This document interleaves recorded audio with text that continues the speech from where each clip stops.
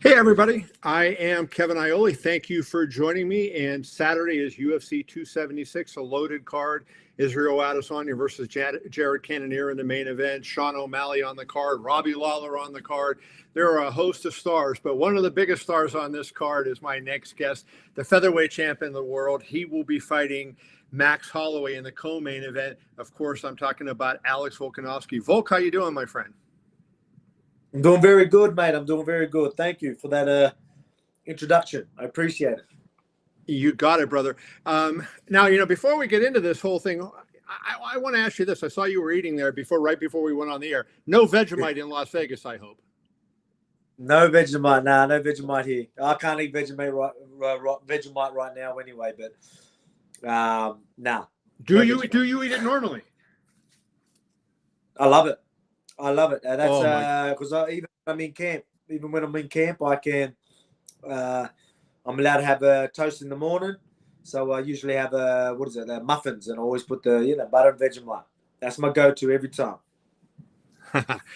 I tell you what, Volk, Australia was the best country, or one of the best countries I've ever been to.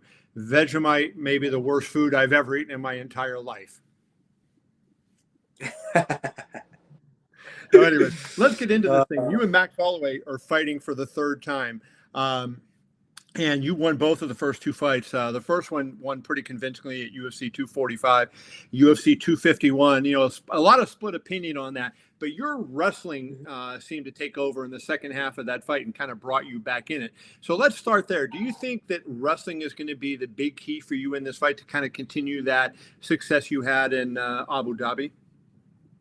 Oh, man, it's just everything. You're going to need all your tools. For someone like Max Holloway, you know what I mean? Let's be real. You know what I mean? I ain't going to throw shade on the bloke. The bloke can fight. He's going to be ready. He's going to be zoned in. I need to be on my game. I need to throw as many things as I can at him. You know what I mean? So, there's a good chance that I throw it all. If obviously the striking's going well, we might not have to worry about it, but I mean, I like to keep people busy with level changes. You know what I mean? I don't want them to know what I'm doing, so Right. I'm going to be throwing everything at him. And I think a fight like this, you definitely might have to at least give him that look. Whether that's the way it goes, there's a good chance it's just going to be a striking bout, but you never know. You're going to throw that in there and see what comes of it. You are one of the most amazing fighters successfully right now. You are number 2 pound for pound in the UFC rankings.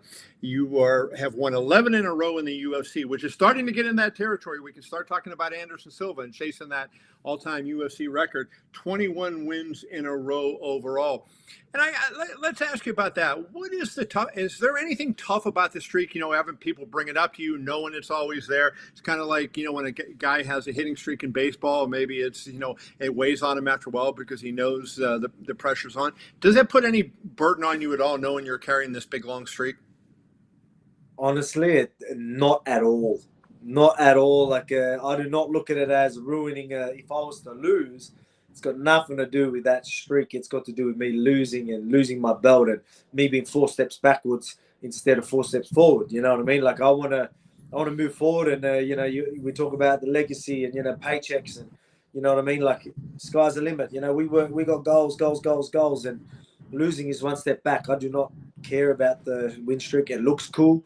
It does add to my legacy, and it is going to be brought up. But I mean, that isn't my motivation. That's not something that I think about. I think about being ready so I don't lose, not to protect my undefeated record, but just to protect me from losing and keep me winning. I talked to Izzy Adesanya, who the middleweight champion is fighting in the main event. And he talked about, not caring about how the fight went. He just wanted to do something spectacular. He wants to become that superstar and kind of cross over into the mainstream.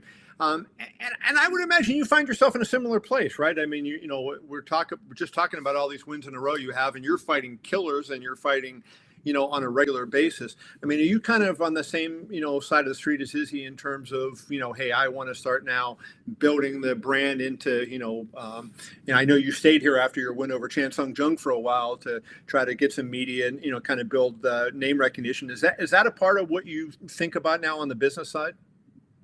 Yeah, it is. It is 100% what I think about. At the end of the day, I'm a competitor, right? That's always going to come first to me. But I'm starting to really understand, what it's all about. You know what I mean? I never understood it. I've always just been a competitor. Now I understand I'm a competitor, but I'm an entertainer as well. I'm in the entertainment business, and people want to see a show.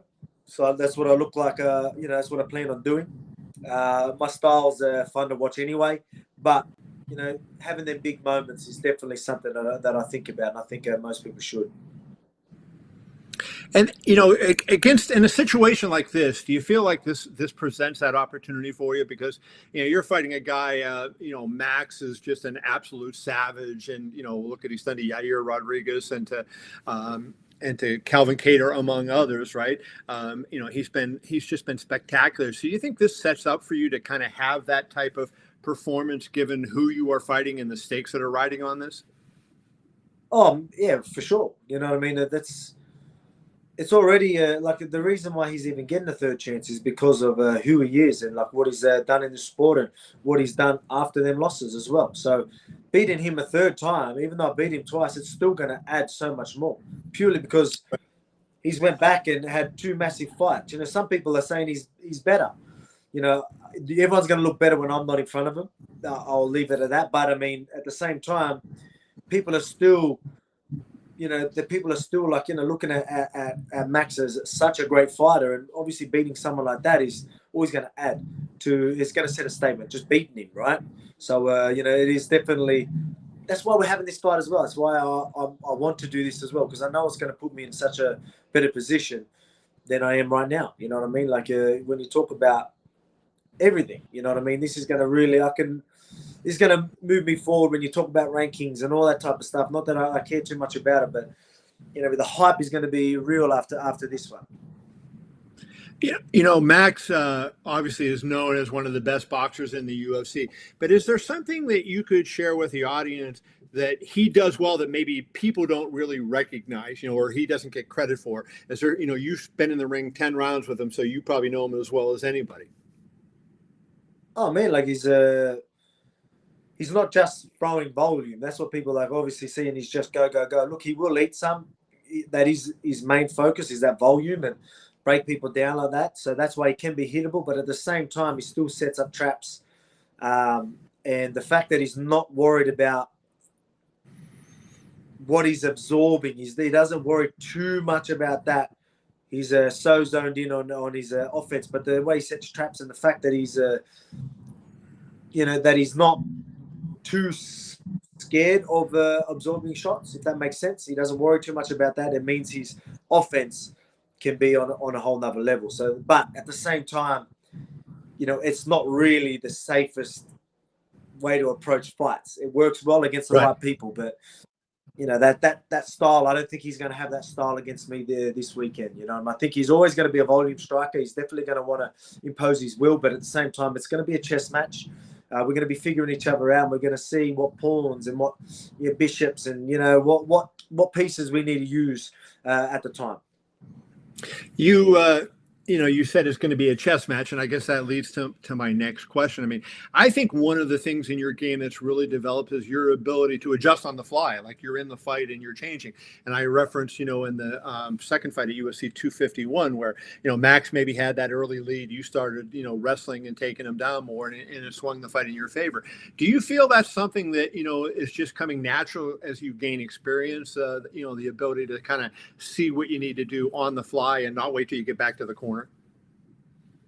Yeah, man, I don't know where it really comes from. It's just, that's just how I am. I'm always trying to figure something out. If I'm not sure, or I would say uncomfortable, even uncomfortable, I'm going to figure out and make that right. I'm going to, even though it's not the fact that I don't like being uncomfortable, because I accept it, but at the same time, I'm always figuring a way to solve problem. I'm a problem solver. I've always been a problem solver. And, you do truly see that, and I think preparation has a lot to do with it as well. But the fact that I've always been a problem solver really helps me with them adjustments on the fly. Yeah, no doubt. I mean, I think it's been a key to your success, during your title reign for sure. when you look at the featherweight division, obviously, I mean, to me, I think the featherweight division is the most stacked, right? And I don't know, let's start with there. Would you agree with that? Do you think the featherweight division is the best in the UFC at this point? Oh man, like it depends how you look at it. I definitely think it's right up there. You've got stacked divisions, obviously. Lightweight's another stacked division when you talk about how deep it is and how many fighters are on the list. I think when you look at the top 15 fighters, you know what I mean? Yeah, definitely we're right up there. You know what I mean? Like the skill level that's there is incredible. You know what I mean? It might not look like that when you got us at the top because of what we can do to some of these guys, but when you look at the rest of the talent in our division, I think it's definitely one of the most stacked. So, you're going to have a decision to make if you win this fight. Do you go to 155? That's been talked about, or do you stay at featherweight? And I wonder, do you look at a lot of these, you've got some young fighters like an Arnold Allen who's coming up, who also, like you, is reeling off a lot of wins in a row. And there's quite a few other ones that are out there that show a lot of promise. And I mean, do you look at that and say, hey, as long as there's new blood, I stay here? Or is it going to be a thing at some point where, you say, I'm going to move up to, lightweight just for that new challenge? Oh man, like I want to move up, but that doesn't mean I don't want to stay in featherweight. You know what I mean? I want to hold 2 belts. I want to go for that double champ. It doesn't mean I'm given that featherweight. But I want to stay active. I've proved that in me taking this fight this weekend. Yeah, I want to be active. So I don't like waiting around for featherweights to find out who's the next #1 contender. While these things happen, I'd love to fight in both divisions. And if I take that belt, I'd love to defend both belts and stay active. So that's my goal. It was never leaving division. It was always having a shot at both. I know, you played rugby and you weighed 220 pounds or something when you played rugby. I wonder, is size an issue for you because now you're getting guys that, walk around at, 180 or something, and much, taller, rangier guys than you at lightweight. Is that a consideration at all? Or will that be a consideration, assuming you get past Max and the time comes to determine what's next? What, go versus people taller than me? The size, the height, weight, the whole 9 yards. Oh man, most of my training partners are heavier than me and in heavier divisions than me, so I'm used to that. Strength isn't a problem and length isn't a problem because I've dealt with that my whole career. You know what I mean? So I've fought in so many different divisions, and that's why I'm so good at fighting taller guys. My style is almost based around that because that's all I verse, people taller than me. So that's not going to be an issue at all. All right. Finally, I want to just ask you a little bit about your last performance against Sung Jung. You really looked good in that fight. Maybe one of your better performances recently. When you look back on that, how happy were you with the way you closed the show in that? Yeah, man. Like obviously it was a good performance and everything went well and I was locked in. Everything went to plan. But there's still things that I can work on. I think, how could I say? There was a couple of things like, I felt like I could have been more, what's the word I'm looking for? I don't know. I think I could have been a little more confident in there. And Wow. It's hard to explain. It's very hard to explain. There's definitely things that I felt like I could do better. I'm a hardest critic. I am. There's not much you can, there's not many flaws in that performance, but there's still feelings and, how my headspace backstage or anything like that. There's still little, I can work on all these things. I can be better anywhere. You know what I mean? So it was, it was different. Obviously it was very late. So it was almost hard to stay motivated and keen. You know what I mean? Like, so it was, I think I could definitely pick up on that this fight. Really, really soak it up, especially because it's going to be a good time. So I think there's going to be a whole new energy around me, including that talent and speed and performance I plan on doing. 2 last questions, and we'll let you go. Appreciate your time very much, Alex. Izzy Adesanya as well as anybody, right? You be around him, you see what he's doing. he seems to have that confidence that you're talking about, and that absolute self-belief that no matter what. What do you make of his fight with Jared Cannonier? How do you see that going? Yeah, man, like he's always owning the moment. You know what I mean? That's how he's always going to be on, because he knows how to capture the moment, no matter where he is. Like, he can capture the moment. You know what I mean? He really knows how to control the environment and take in the environment and really capitalize on the environment. You know, he's always so good with it. He's always been good with that, even before he was in the UFC. So yeah, man, like, I think he's he's one of the best fighters out there. You know what I mean? So, like, I expect him to go out there and be way too much for Cannonier. That's no knock to Cannonier. That's just how good Israel Adesanya is. No doubt. Well, Alex, you rank in that category too. You have done amazing things in your UFC and MMA careers. Wish you the best of luck on Saturday. Thank you so much. UFC 276, Alex Volkanovski against Max Holloway in the co-main event. Thank you.